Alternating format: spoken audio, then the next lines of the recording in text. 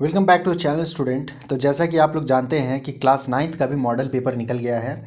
तो class ninth वाले आप लोग भी रेडी हो जाइए। आप लोगों का मॉडल पेपर भी निकल गया और एग्ज़ाम का भी डेट निकल गया है। तो ये मॉडल पेपर में आप देख लीजिए कि आप लोगों का एग्ज़ाम में किस किस तरह से क्वेश्चन रहेगा। ये पैटर्न जो है न्यू न्यू पैटर्न में किस तरह से क्वेश्चन है। सिलेबस पूरे तरह से है, कंप्लीट सिलेबस से क्वेश्चन पूछा गया है। ठीक है, तो चलिए हम लोग देखेंगे सॉल्यूशन कैसे कैसे इन लोग इसका करना है। और बाकी आप लोग मेरे चैनल को सब्सक्राइब कर ले, तभी आप लोगों को न्यू वीडियो का नोटिफिकेशन मिलेगा। आज हिंदी का हम लोग वीडियो कर रहे हैं, इसके बाद अदर जो है इंग्लिश, मैथ, साइंस सबका करेंगे। तो इसीलिए चैनल को सब्सक्राइब कर ले, तो आप लोग को नोटिफिकेशन मिल जाएगा और आप लोग भी अपना एग्जाम का तैयारी बढ़िया से कर सकेंगे। अब मुझे पता है थोड़ा लेट हो रहा है वीडियो आप लोग को अपलोड करने में, क्योंकि अभी थोड़ा टेंथ का एग्जाम चल रहा है। तो टेंथ के एग्जाम में थोड़ा ज़्यादा बिजी हो गए थे। बट हाँ, नाइन्थ क्लास और एट्थ क्लास को नहीं भूले हैं, उनके लिए भी वीडियो अपलोड हो जाएगा।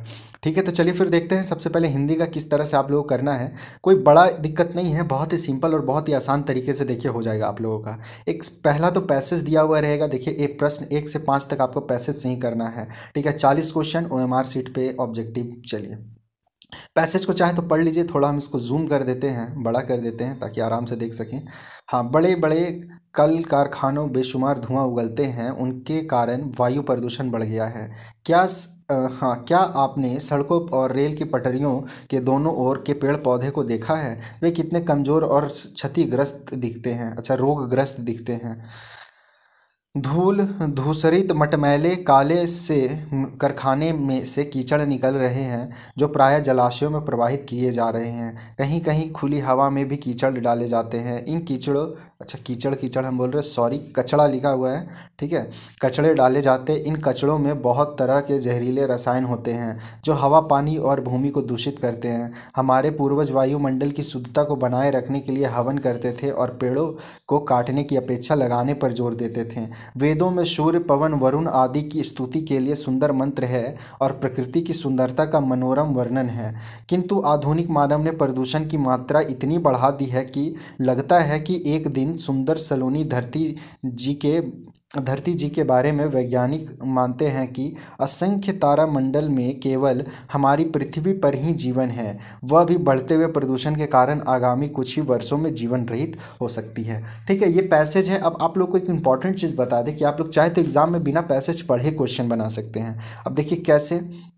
तो देखिए फर्स्ट ही क्वेश्चन है, बड़े बड़े काल कारखानों में क्या उगलते हैं। ठीक है, तो रुआं कुआं धुआं चुआं। तो धुआं तो आपको यहीं पे साफ साफ मिल गया, धुआं धुआं उगलते हैं तो धुआं हो गया। तो उतना पैसेज पढ़ने का जरूरत नहीं है। तो फर्स्ट का आपका सी, धुआं।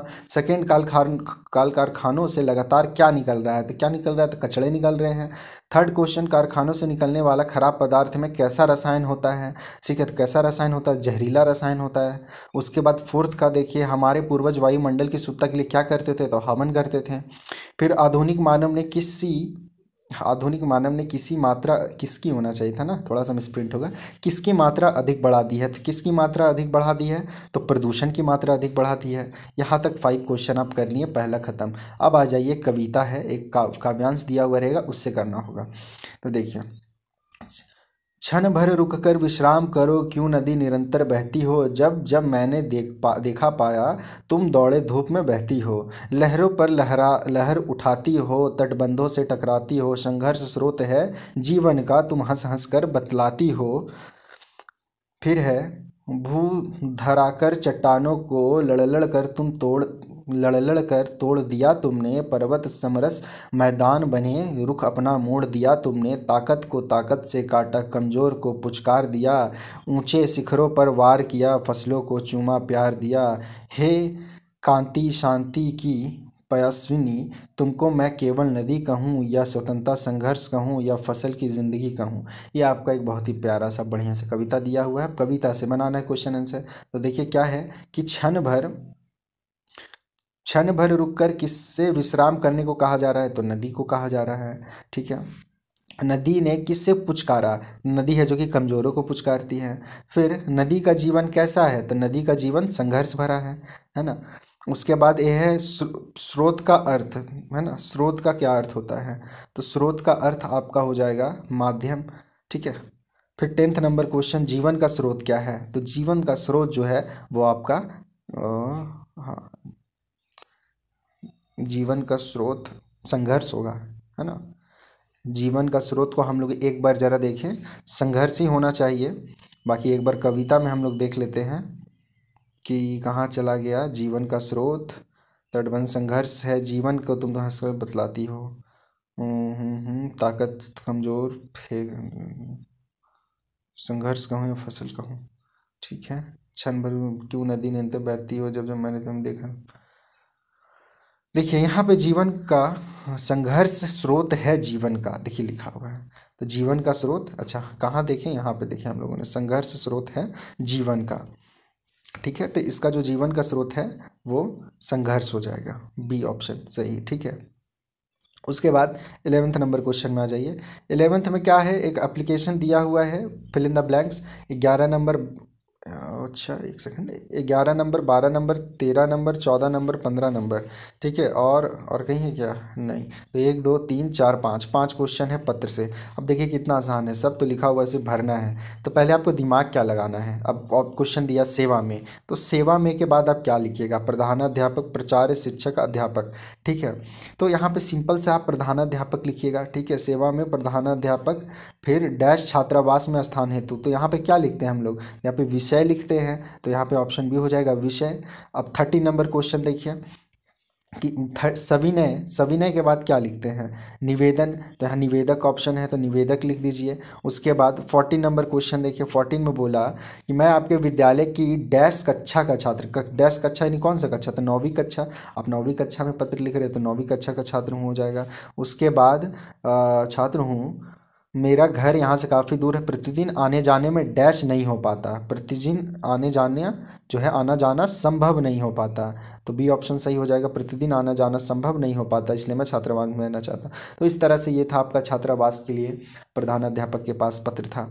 अब उसके बाद यहाँ से है कुछ ग्रामर जो है, व्यवहारिक व्याकरण। व्याकरण का देखिए, अभिमान शब्द में मूल शब्द मान है, इसमें से उपसर्ग क्या है। तो देखिए कितना आसान दिया, अभिमान शब्द में ये जो मान है वो मूल शब्द है, तो उपसर्ग क्या होगा, तो उपसर्ग जो शब्द के आगे लगता है, तो आगे क्या लगा, अभी लगा हुआ है, तो अभी आंसर हो जाएगा। गायक का सही स्त्रीलिंग रूप, तो गायिका होता है। ठीक है, गायक का गायिका, तो आपका इसका जो है सी नंबर गायिका देखिए यहाँ है। 18 एक का बहुवचन अनेक हो जाएगा। निम्नलिखित में से संख्यावाचक विशेषण कौन है, तो संख्यावाचक, जहाँ संख्या है तो चार, चार संख्या है, चार अमरूद हो जाएगा, सिंपल है। ठीक है। 20 नंबर देखिए, सीमा अच्छी डैश है, सीमा अच्छी क्या है, कवित्री है, तो कवित्री देखिए कहाँ पे लिखा हुआ है आपका, वही आंसर हो जाएगा। तो फर्स्ट ऑप्शन इसका है कवित्री, ये वाला सही, बाकी ये तो गलत है, तो यही वाला सही है, ये लिख लीजिए। फिर 21 नंबर, घी के डैश जलाना, तो क्या जलाना, दिए जलाना, है ना। फिर मेरी इच्छा है कि मैं डॉक्टर बनूं, यह किस प्रकार का वाक्य है, तो मेरी इच्छा है कि मैं डॉक्टर बनूं, ये जो आपका वाक्य हो जाएगा वो हो जाएगा मिश्र वाक्य, तो बी नंबर चूज कीजिए। 23 इनमें से किस वाक्य में कर्ता कारक ने चिन्ह का सही प्रयोग हुआ है, तो देखिए माँ ने भोजन बना रही थी, ये गलत सेंटेंस है, माँ ने भोजन बनाई थी यही आपका सही सेंटेंस है, यही आंसर हो जाएगा। बाकी ये देखिए माँ ने भोजन बनाया था, माँ ने भोजन बना चुकी थी, ये सही सेंटेंस नहीं है, तो इसका जो है बी नंबर ही हो जाएगा।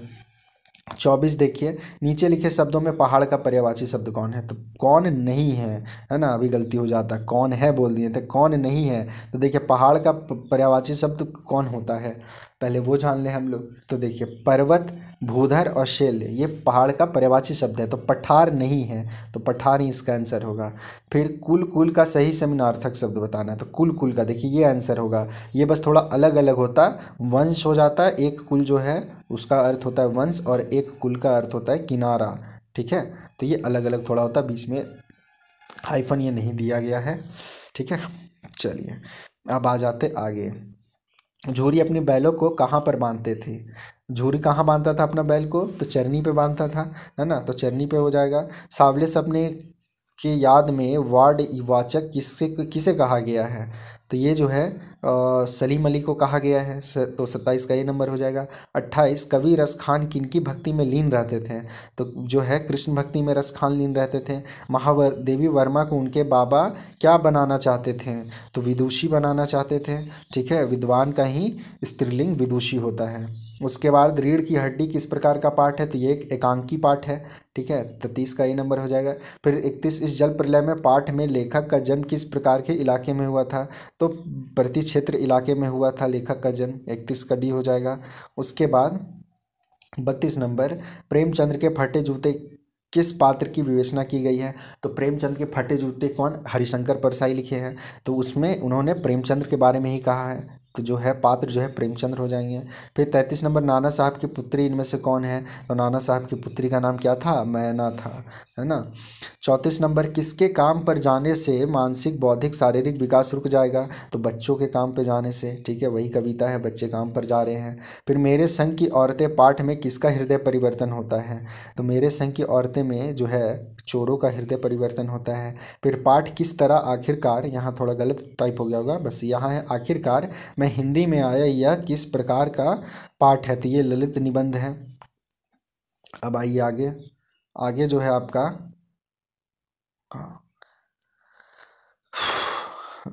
37 नंबर, 37 नंबर क्वेश्चन, माँ ने किस, हाँ ठीक है 37 नंबर, माँ ने किस दिशा को मृत्यु का दिशा कहा है? तो दक्षिण दिशा को मृत्यु का दिशा कहा है। देखिए अभी बहुत सारे लोग गांव में बोलते हैं दक्षिण दिशा की तरफ सर करके मत सो, उधर बैठ के खाओ नहीं, है ना।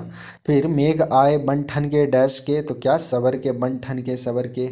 अब गाना नहीं मती गाने लगे, बन ठन के मुंडियारा आया आया पटोला बन के, है ना, ये गाना है ना, कौन सा, कबीर सिंह का, तो वो नहीं है, यहाँ मेघ आए बन ठन के सवर के, ठीक है। फिर चंद्र ग्रहण से लौटती बेर, कविता में चांद चंद्र ग्रहण, गहना लिख दिया है, चंद्र गहना क्या है? चंद्र ग्रहण होना चाहिए था, ठीक है। चंद्र ग्रहण क्या है? तो चंद्र ग्रहण क्या है? तो स्थान है। और उपभोक्तावादी समाज आज किसकी ओर आकर्षित हो रहा है? तो उपभोक्तावादी समाज जो है आज विज्ञापन की ओर आकर्षित हो रहा है। तो इस तरह से आपका हिंदी का एक सेट कंप्लीट हो गया। अब इसके बाद हम लोग इंग्लिश का एक सेट करेंगे। तो ठीक है, चैनल को सब्सक्राइब कर दीजिएगा, और वीडियो अच्छा लगा तो वीडियो को लाइक कीजिए। आप लोग वीडियो को लाइक नहीं करते हैं तो वीडियो को प्लीज़ लाइक कीजिए, और अपने फ्रेंड के पास भी वीडियो को शेयर कर दीजिए। तो चलिए फिर मिलते हैं हम लोग नेक्स्ट वीडियो में, तब तक के लिए बाय एंड टेक केयर।